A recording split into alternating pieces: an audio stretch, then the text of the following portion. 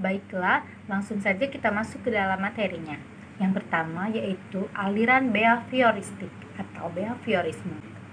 Teori ini berisi tentang perubahan tingkah laku yang terjadi karena pengalaman belajar. Aliran ini lebih mengutamakan terbentuknya perilaku yang dihasilkan dari proses belajar.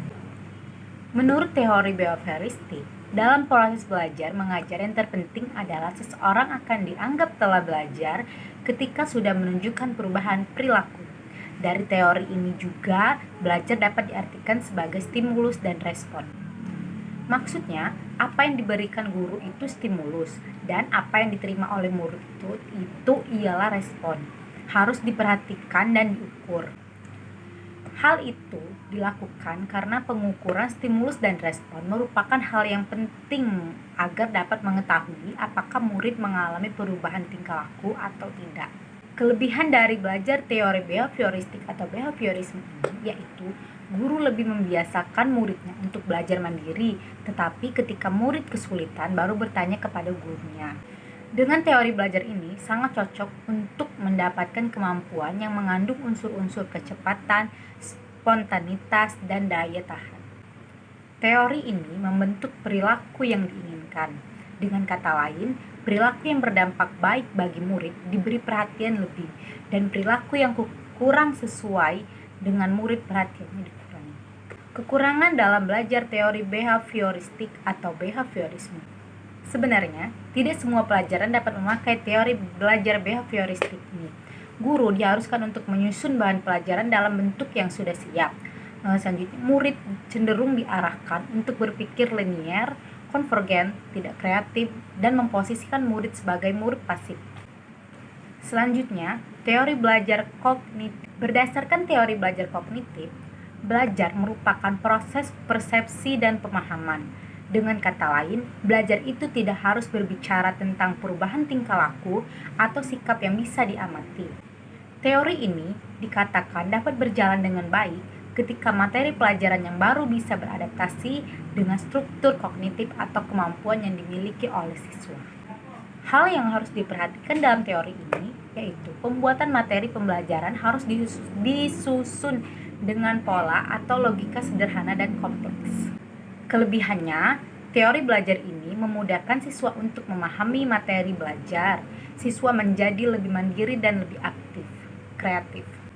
Selanjutnya kekurangannya, teori ini belum bisa digunakan pada semua tingkat pendidikan. Pada tingkat pendidikan tingkat lanjut, teori ini susah untuk diterapkan. Yang ketiga, yaitu teori belajar konstruktivisme. Menurut teori ini, pembentukan pengetahuan yang terjadi pada manusia berasal dari pengalaman-pengalaman yang telah dilewatinya. Teori ini menekankan seseorang yang belajar memiliki tujuan untuk menemukan bakatnya, menambah pengetahuan atau teknologi, dan lain-lain yang dibutuhkan untuk mengembangkan dirinya. Menurut teori ini, belajar lebih mudah dipahami oleh manusia karena manusia membangun dan mengembangkan pengetahuan berdasarkan pengalaman-pengalaman yang telah dilewatinya. Kelebihan dalam teori belajar konstruktivisme ini yaitu dalam proses belajar mengajar, guru dapat mengajarkan pada muridnya untuk mengeluarkan ide-idenya atau gagasannya dan melatihnya agar bisa mengambil keputusannya. Dan semua murid bisa mengingat pelajaran yang sudah diajarkan karena mereka mengikuti proses belajar mengajar secara langsung dan aktif. Adapun kekurangannya, teori belajar ini lebih susah untuk dimengerti karena ruang lingkupnya lebih luas. Tugas guru menjadi tidak maksimal karena murid diberi kebebasan yang lebih banyak. Dan yang terakhir, teori belajar humanistik. Teori belajar ini lebih cenderung melihat perkembangan pengetahuan dari sisi kepribadian manusia. Hal ini dikarenakan humanistik sendiri merupakan ilmu yang melihat segala sesuatu dari segi manusia. Hal ini dikarenakan humanistik itu sendiri merupakan ilmu yang melihat segala sesuatu dari sisi kepribadian manusia.